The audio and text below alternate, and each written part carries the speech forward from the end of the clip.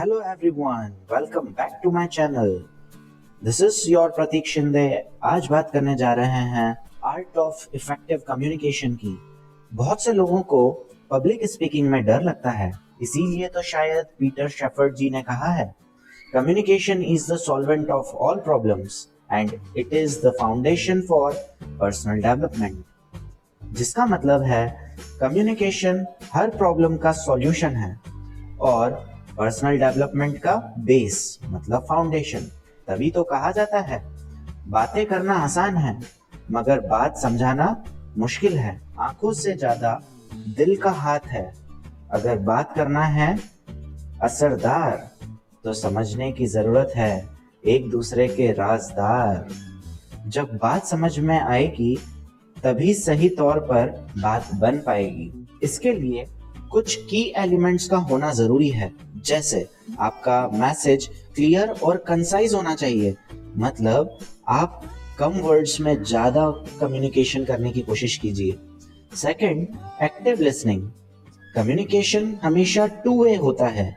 इसका मतलब जब आप सामने वाले को ठीक तरीके से सुनते हैं और समझ के उसका आंसर देते हैं तो कम्युनिकेशन बहुत ही अच्छी हो जाती है. Third is empathy. इसका मतलब है कि जब आप अपने आप को सामने वाले पर्सन के शू के अंदर रख लेते हैं, मतलब उसकी जगह पर रहकर सोचते हैं, तो वो कम्युनिकेशन बहुत ही इफेक्टिव हो जाती है. इसके बाद फोर्थ की बात करूं तो रिस्पेक्टफुल लैंग्वेज का हमेशा हमें यूज करना चाहिए. कभी भी डेरोगेटरी और डिमिसिव लैंग्वेज का यूज नहीं करना चाहिए. इसका सिंपल मतलब यह है कि हमको किसी को भी नकार देने से ज्यादा अच्छा इंपॉर्टेंट होता है कि हम रिस्पेक्टफुली उसकी बात को और अपने तथ्यों को उसके सामने रख सकें. देन इसके बाद फिफ्थ की बात करूं तो that is non verbal communication. हमको बहुत बार बॉडी लैंग्वेज को और उसके टोन ऑफ वॉइस को समझना होता है. एक इफेक्टिव कम्युनिकेटर हमेशा ये ध्यान रखता है कि सामने वाले की बॉडी लैंग्वेज और टोन ऑफ वॉइस कैसी चल रही है, जिसके कारण वो समझ पाता है उसका इंटेंशन और उसके जवाब भी उसी प्रकार से वो दे पाता है.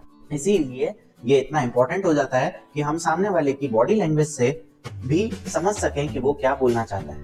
अब इसके बाद कुछ टिप्स की बात करते हैं कि कैसे हम अपने कम्युनिकेशन स्किल्स को और बेहतर कर सकते हैं. जैसे प्रैक्टिस करिए एक्टिव लिसनिंग को. मतलब आप जब भी किसी मीटिंग में रहें, जब भी किसी गैदरिंग्स में रहें, तो कोशिश करें कि आप जो बोलें वो सोच समझ कर बोलें, ऐसा नहीं कुछ भी बोल दिया. देन इसके बाद हम एक और चीज यूज कर सकते हैं, जैसे कि when expressing your own feeling or opinion use I statement instead of you statement. I feel upset instead of you are making me upset. कितनी अच्छी बात है कि जब हम ये कहें कि यार मुझे अच्छा नहीं लग रहा, अगर हम ऐसा बोलेंगे कि तुम्हारे कारण मुझे अच्छा नहीं लग रहा, तो ये गलत कम्युनिकेशन हो जाता है. इसीलिए हमेशा आई का यूज करें यू की जगह. देन हमेशा अपनी बातों को समझाने के लिए टोन और बॉडी लैंग्वेज का यूज करें ताकि आपकी बात इफेक्टिवली सामने वाले तक पहुंच सके. हमेशा माइंडफुल रहें अपनी टोनर और बॉडी लैंग्वेज के लिए कि जब भी आप बात करते हैं किसी से तो ऐसा ना हो कि जैसे वो पीके फिल्म में हमने देखा था, जब वो बोलते हैं अच्छा, फिर दूसरा अच्छा मेरे को सिखा रहा है. तो जस्ट लाइक दैट आप देखिए टोनर क्वालिटी बदलते ही उस शब्द का मीनिंग चेंज हो जाता है. तो इसीलिए हमें भी बॉडी लैंग्वेज और टोनर क्वालिटी दोनों का अच्छे से ज्ञान होना चाहिए. देन हमेशा क्लैरिफिकेशन मांगिए.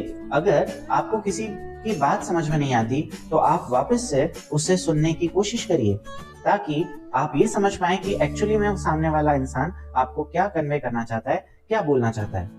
और लास्ट, प्रैक्टिस प्रैक्टिस प्रैक्टिस. आपकी कम्युनिकेशन स्किल तभी बढ़ेगी जब आप लगातार उसकी प्रैक्टिस करते जाएंगे और आप उस स्किल में भी माहिर हो जाएंगे. Effective communication is a skill that can be learned and improved over time, and it can also engross your relationship and achieve greater success in all areas of our life. तो मिलते हैं अगले video में, तब तक के लिए रखिए अपना ख्याल. Keep smiling and goodbye.